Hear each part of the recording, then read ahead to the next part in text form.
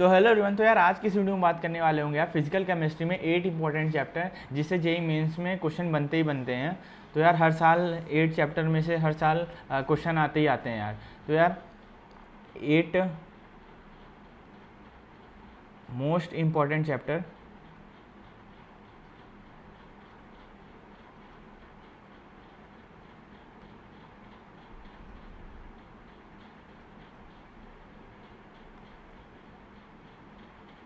At most important chapter in physical chemistry. तो यार 8 most important chapter कौन कौन से हैं जिससे कि सवाल बनते ही बनते हैं। तो यार पहला आपका है मोल कॉन्सेप्ट। जैसे मोल कॉन्सेप्ट से सवाल बनते ही बनते हैं। तो यार मोल कॉन्सेप्ट आप अच्छे से तैयार करके जाइएगा। मोल कॉन्सेप्ट से तो सवाल आते ही आते हैं यार फिजिकल केमिस्ट्री में। यार मोल कॉन्सेप्ट अच्छे से पढ़ लेना है। एनसीईआरटी जितना हो गया, एनसीईआरटी के जितने भी क्वेश्चन हैं वो अच्छे से लगा के जाना। बाकी एक और ज़्यादा क्वेश्चन प्रैक्टिस करनी है तो आप स्टडी मटेरियल ले सकते हो कोचिंग इंस्टीट्यूट का। बाकी यार नरेंद्र अवस्थी करके एक किताब आती है, आप वो भी ले सकते हो। नरेंद्र अवस्थी में बहुत सारे ऑब्जेक्टिव सब्जेक्टिव बहुत सारे क्वेश्चन हैं, तो आपकी बहुत ज़्यादा प्रैक्टिस हो जाएगी।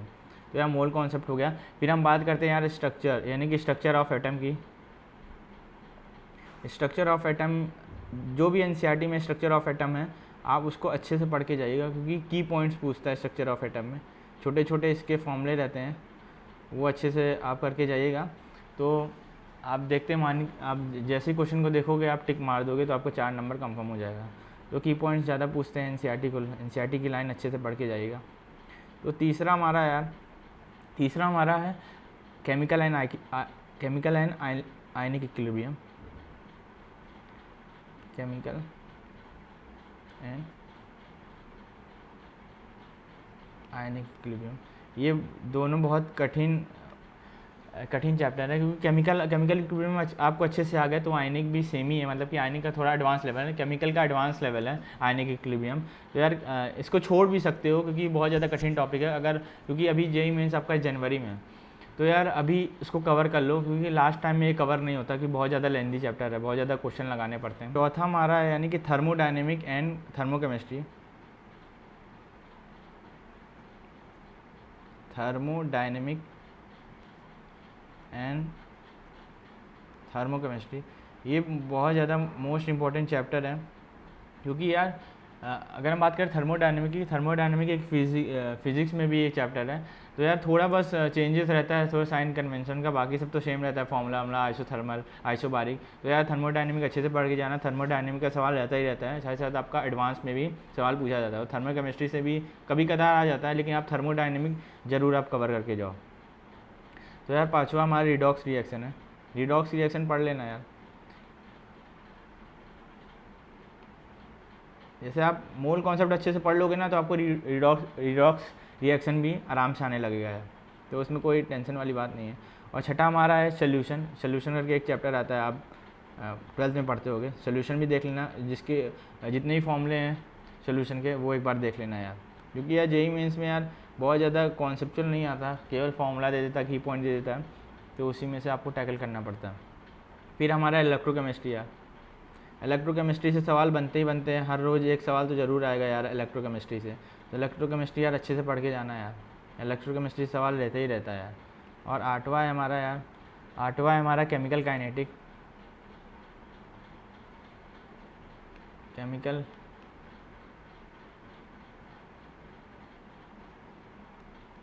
केमिकल काइनेटिक से भी एक सवाल रहते हैं, order, first order, second order, zero order.